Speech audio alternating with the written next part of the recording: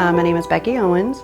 My guidelines were no incarceration with probation, and the judge gave me 8 years. But it was really the kids who paid for it.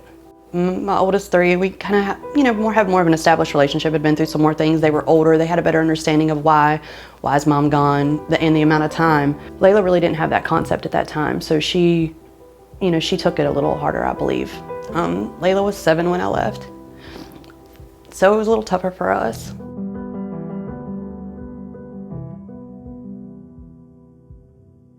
Jason Lowe, total of 15 years I was incarcerated. It was a tough period of time. Not being able to see them, see what's going on at home, seeing your grandchildren, trying to imagine your life on a telephone. My name is Salim Mohammed Abdul Basir. I work at AFOI. I'm the program coordinator for transportation. I was incarcerated 36 years. I was at the time the only first person in my family to ever get arrested. And it was a heartbreak for my mom and for my sister. So it was I think the biggest impact was disappointing my family.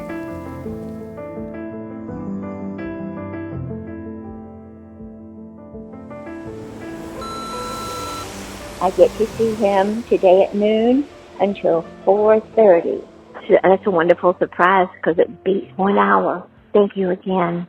I am so excited. The first time in so long, I'm not waking up in the night crying again. It's going to be so wonderful. It's been so terribly long. It was tough coming through all that traffic, but I'm your typical mom. You know how we are. We'd walk through fire to help our kids. And I'm so excited to get to touch him again just for a little while, see him and know he's alive and I can be near him.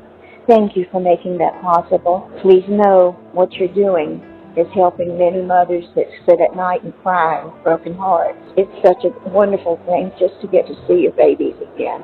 And without your help, it could have never happened.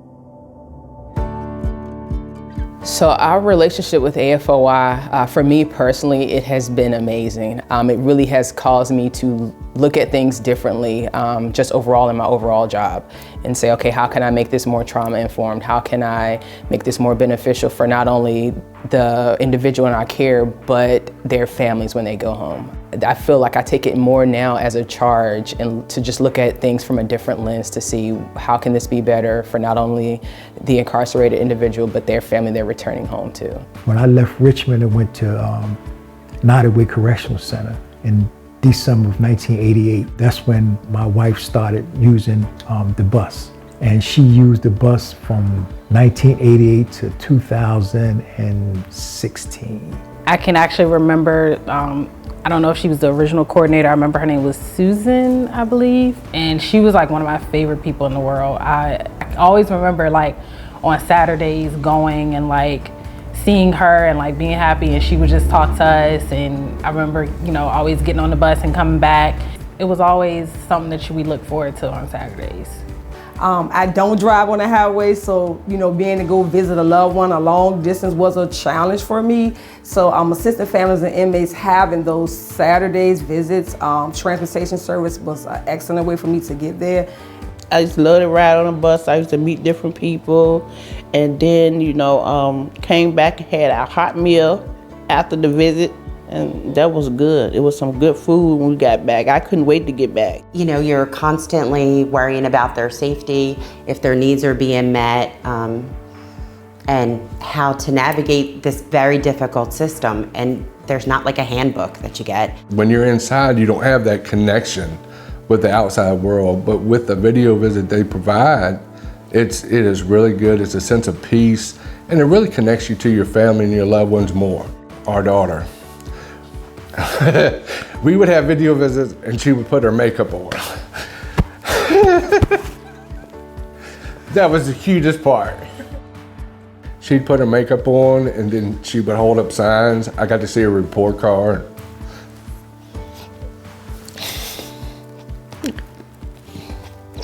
Okay, I'm going with that one. Okay. Yeah.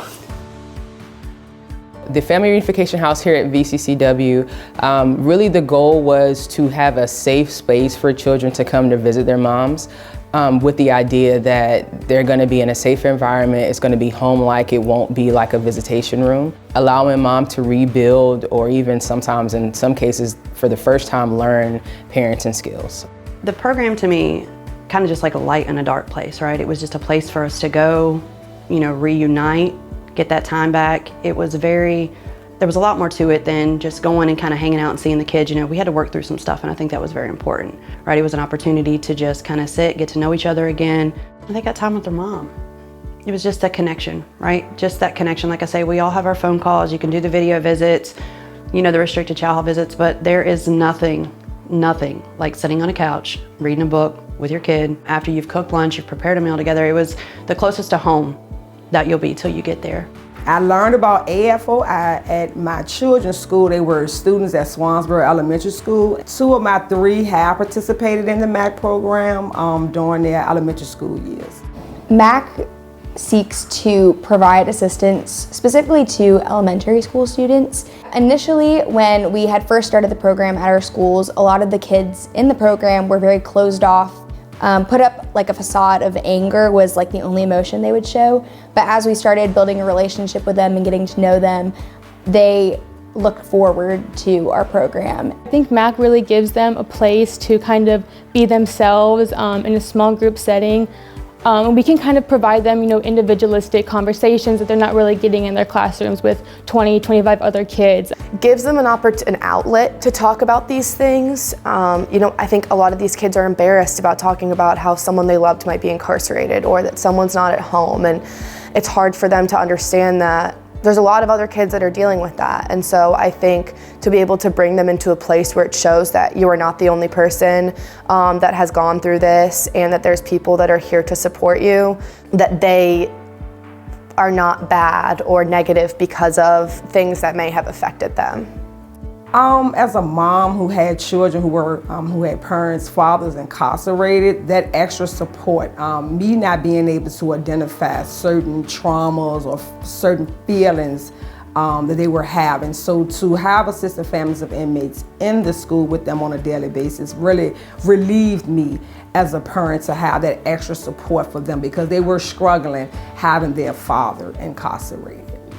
Milk and Cookies to me appears to be a safe haven. It's a place for our young people to see love and affection, to see that someone cares about them, to see that someone's watching them grow and to give them purpose, also to give them time to be around positive influences, also give them a time to be around each other in a different type of environment. Where people are being positive, where people are giving them things to do, where people are wanting them to learn. All we want as young people is for somebody to put into us and to listen to us.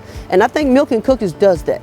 It listens to our young people, it gives them opportunity, it lets them be able to express themselves, it gives them a connection to their family member that may be incarcerated, and it also gets to see their family members in a different light, and hoping that all of that's positive for them and helping them to grow as well. So the Sneaker Ball was for all MAC kids and their families. So there was about, I think, 80 people for the MAC students and their families combined. There was tables and tables of presents for these kids, and we had collaborations with other organizations around Richmond, and so the families were also getting gifts as well. It is so important to have face-to-face relationships with these parents, and I think that goes a long way in them trusting us and wanting to work with us and wanting us to work with their kids. So one word to describe AFOI certainly would be passion. I'm amazed by the passion shown by AFOI. But the other word would be family, because that's at the heart of what I think AFOI helps us provide, is a sense of that family atmosphere. From the Family Reunification House to the video visits, it helps maintain that bond, and it's just incredibly important. If these programs didn't exist, it would severely hamper our ability to deliver the services we need to deliver. I believe in the program. I've seen how it affected families. I've seen how it helped families stay together. So when this opportunity came for me to work, I had to do it, because I know the impact that the family connection has for people that's incarcerated. I remember when he called me and told me that he got the position, and my first words was, oh my God, this is such a full circle moment. For us to have been a family that utilized this program, and now you're the coordinator for this program, I couldn't believe it. It made me I was very proud. Dealing with the people at AFOI has been life-changing. It has helped to make the journey, which is a difficult journey, just a little bit easier. Being able to find those connections to get the answers to the questions that you need just makes a very stressful journey a little bit less stressful. Connecting with your loved ones, connecting with your family on a more personal, deeper level. If it wasn't for this program, we wouldn't have that. AFOI is servant leaders. They are taking care of families, they're taking care of the incarcerated individuals, and they are taking care of returning citizens. We talk a lot at the Virginia Department of Corrections about recidivism rates and how to have more success in reentry. And one of maybe the biggest key to that success in reentry is ensuring that inmates maintain relationships, maintain contact, especially with their children, but also just their family members, their moms, their dads. As someone who lives in communities that are really greatly affected by mass incarceration or incarceration as a whole, to have an organization that really cares from beginning to end. And not only for me as the parent, but also my children were able to feel the effects of having a parent that was absent, but also having this organization say, hey, we're gonna do our best to be a median so that you don't feel the repercussions of really not having, whether it's in my situation, it was the father. Our partnership with AFOI is crucial to us being able to accomplish what we want to accomplish, which is positive outcomes for the individuals that are in our care. And I'm so thankful for that relationship, and I look forward to it continuing throughout my tenure. For me personally, I just can't express, sometimes I sit and I think about what we've been able to do here. And I say it to coworkers and other Department of Corrections that I've built with connections with over the years, and they're like, how are y'all doing this? And I literally say, y'all have got to find a community partner like AFOI. To see everything work out the way that it has been mind-blowing for me. And so I just can't wait to see how we expand on it, because I know just like DOC, AFOI does not get stagnant. We both are like, okay, this is great, so how can we improve it? So I'm just anxious to see what'll happen next. When I did come home, I knew from her example that I had to, be a stand-up guy. From her example, so. It means a lot. I have a group of 5 friends, my best friends, and out of the 5 of us, only 2 of us have our dads. I don't take him for granted. There's no words that really can express how it feels to have him in my life.